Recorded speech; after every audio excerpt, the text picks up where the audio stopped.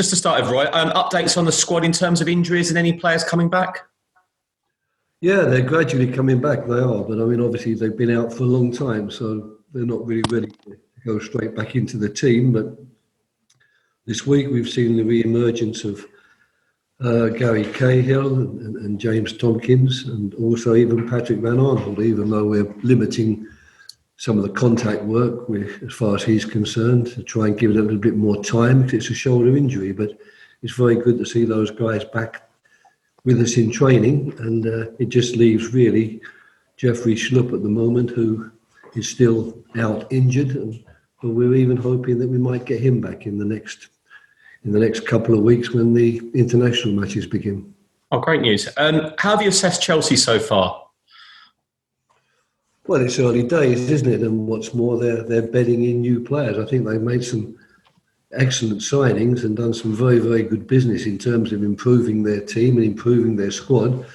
But I think 3 games is too early to assess any team, quite frankly. You know, you can get off to a good start or a poor start, or things can look good or not so good in those games. And it's really when things settle down that you've got to start making judgments. So I don't make any judgments on them whatsoever, but I am very much aware of how much quality they have in their team and in their squad as well. So we're preparing, of course, for a very tough game. The handball debate is still rumbling on. Obviously, after the Spurs game, the day after your match, and Jose Mourinho calling you the boss. But in all seriousness, is there a worry that fullbacks and wingers can now try and deliberately hit an opponent's arm, given the penalties we've seen given? Yeah, that's being discussed, and of course, players are clever and they know how to take advantage of situations, and it's certainly not beyond the bounds of possibility that something like that could happen. I think a worse scenario is players trying to run with their hands behind their backs, because you can't run with your hand behind your back. You need your arms, unfortunately, for balance. You need your arms to propel you in the air when you're jumping for balls. And what's more, not many people have the kinesthetic sense that they know exactly where their arm is in relation to their body when they're running at full speed and diving into, you know, very important situations to save their team from conceding goals. So as far as I'm concerned, I'm glad that there's some sort of debate going on, but until such time as we can get to a situation where players aren't being asked to do abnormal things with their bodies when defending, it will remain an area of concern. You've made some exciting signings so far. Ideally, would you like 1 or 2 more before the deadline? Not necessarily now, no. I think, you know, we have the squad is looking much stronger than it's done in previous years when I've been at the club.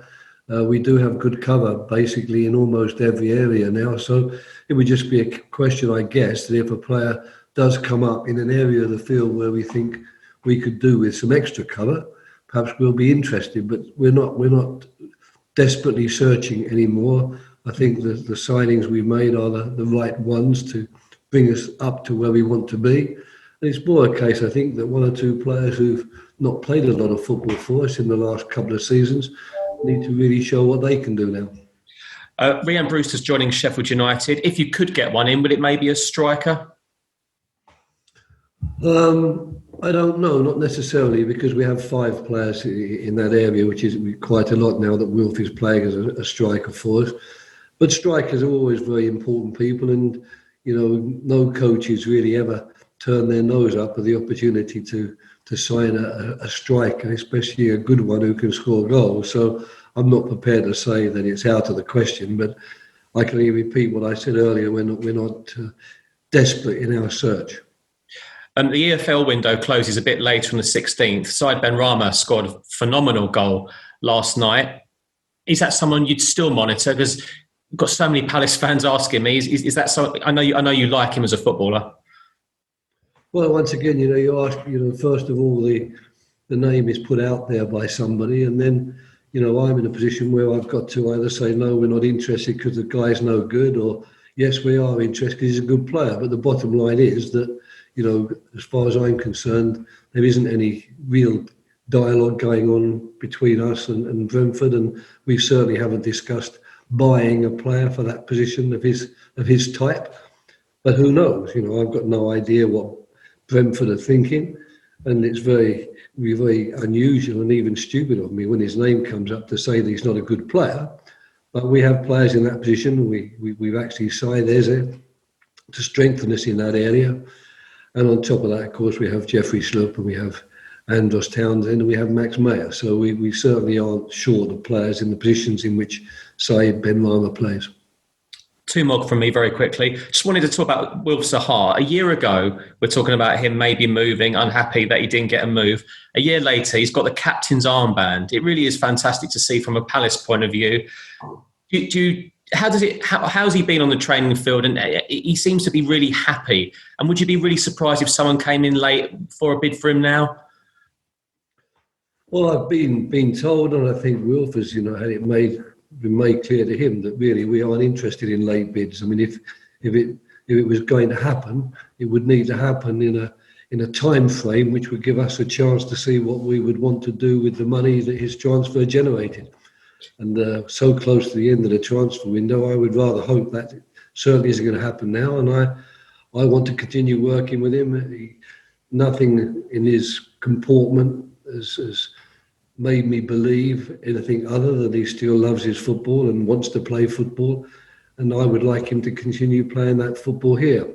I wouldn't make quite so much of the captain's armband. We've had two captains, one Luka Milivojevic, who hasn't featured yet, and Scott Dan, who got injured. Mamadou Sakho, who has captained the club in the past, but of course came back late as well into the team.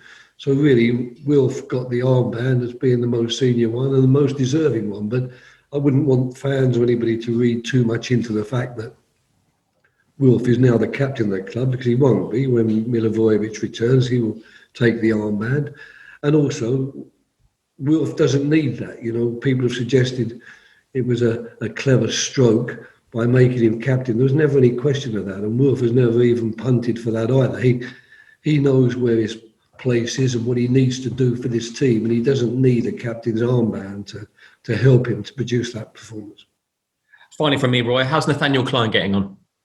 Good. I mean, it's been good working with him, and we've been enjoying seeing him, and we believe and hope that he's getting back to his best, and in the coming days we'll be reassessing that, because there is a position at right back where we aren't covered at the moment, because the young lad that we've brought in to cover in that position or play in that position is still struggling with the knee injury. So there is an opportunity, I think, for someone like Nathaniel to come into the club if that's what everyone at the club thinks is the right thing to do. But certainly I've been impressed with his performances. Thanks, Roy. Good to see you. My pleasure. Thanks, Michael. We'll go to Anita from PLP. Afternoon, Roy. Afternoon. I know you said you're glad that there's debate about the handball rule. As we know, this weekend, the Premier League is going to be rolling out a more subjective approach to those decisions. Do you welcome that decision? Yes, I welcome the decision being placed back in the hands of referees to make a subjective decision on the field whether the handball really should be punished by a penalty decision. So yeah, that's welcome news, but it's not something that I have actually propagated, other than making a comment after the game last week about a situation which I thought was definitely wrong, but I didn't do that in order to promote some sort of debate on the subject.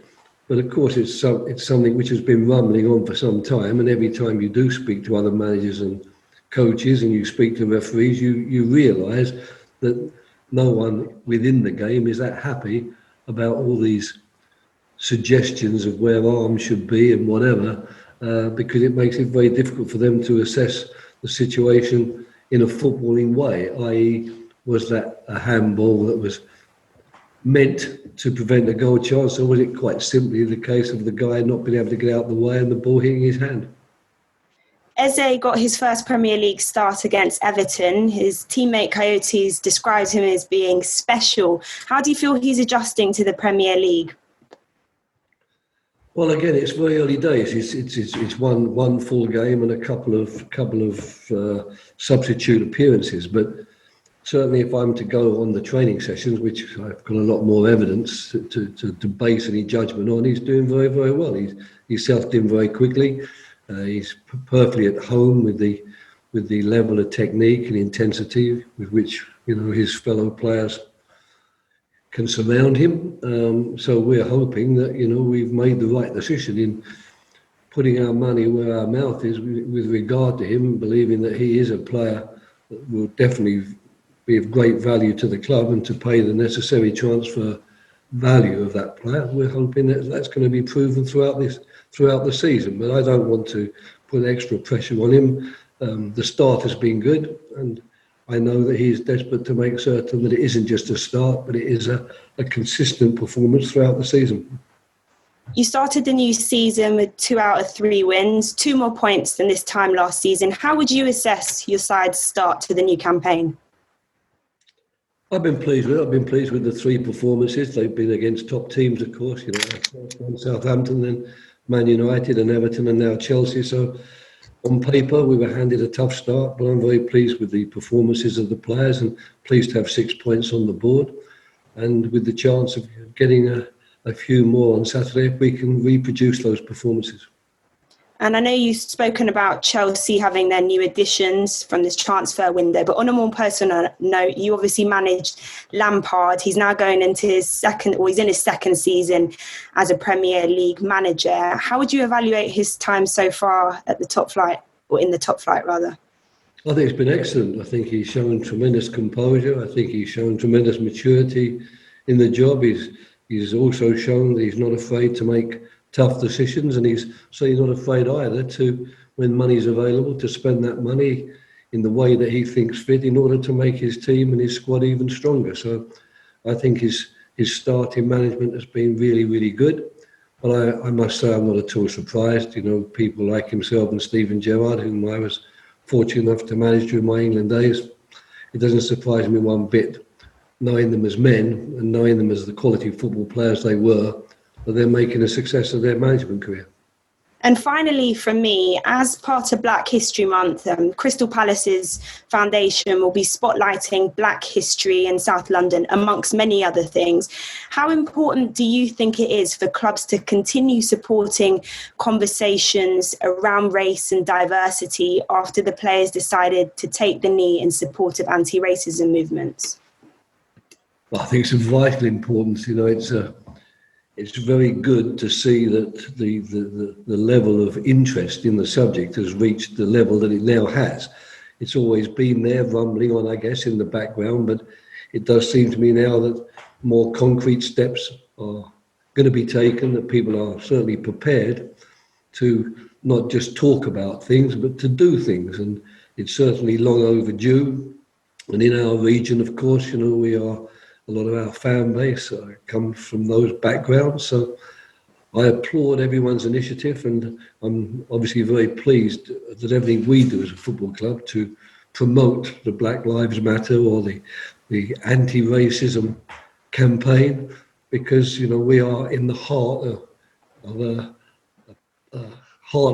part of London where, of course, we are involved very much in that subject. Thanks, Roy. Good luck. Thank you. Okay, thanks very much. We'll go to Alex Howell, BBC London. Hi, Roy. Excellent. Just kind of touching at the back, Kiarte's been playing centre-back and playing really well. Has he given you something to think about long-term? Could we see him stay there? Well, that's right. He has stepped in there because we had this ridiculous situation of having so many good centre-backs at the club, but all of them injured at the time. So it's quite fantastic what he's been able to do, and we're very, very pleased with his performances. He seems to be very confident playing there.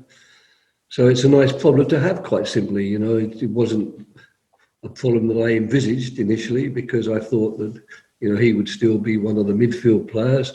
But since he's gone to the back and done as well as he's done, I've now got the task, I guess, of deciding, can I afford to take him out of there and bring him back in midfield, or do I want him to stay and play as centre-back?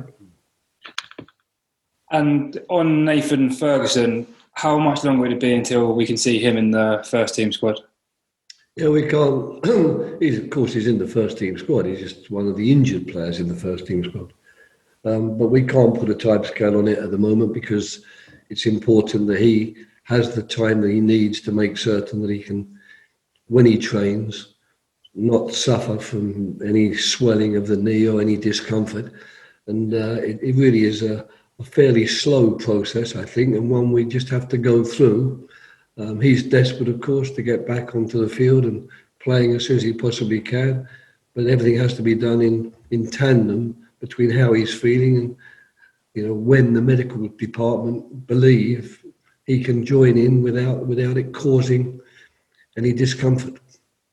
And finally, from me, could we see any transfer outgoings? Are any players going to be leaving the group, or is anything close?